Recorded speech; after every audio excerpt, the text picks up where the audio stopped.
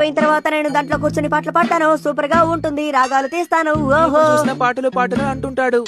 ఈ పాట పాడిన తర్వాత మా అమ్మ ఏం చెప్తారో తెలుసా? ఇలా చూడు, మనం పల్లకిని తయారు చేయాలి. దాని గురించి ఆలోచిస్తావా?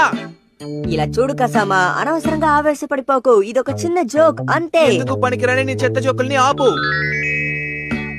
ఓకే, ఈ డిజైన్ ఎలా ఉందో అందరు చెప్పండి.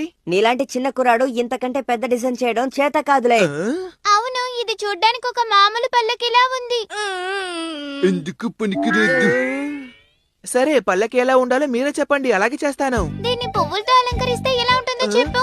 వావా, నేను అదరగొట్టే ఐడియా చెప్పేశావు. అలా చేస్తే పల్లకి సూపర్ గా ఉంటుంది. పల్లకి మీద ఏదైనా జంతువు బొమ్మ పెట్టామంటే చూడ్డానికి ఇంకా భలే ఉంటుంది. అంటే ఒక ఏనుగులంటిది. సరే షిన్చాన్, నువ్వేమంటావ్? మనం ఎంత పెద్ద పల్లకి తయారు చేయాలంటే అది చాలా పెద్దగా ఉండాలి. అందులో మనం భోంచేయాలి, నిద్రపోవాలి, డాన్స్ చేయాలి, పాటలు పాడాలి, ఇంకా ఎన్నో చెయ్యాలి.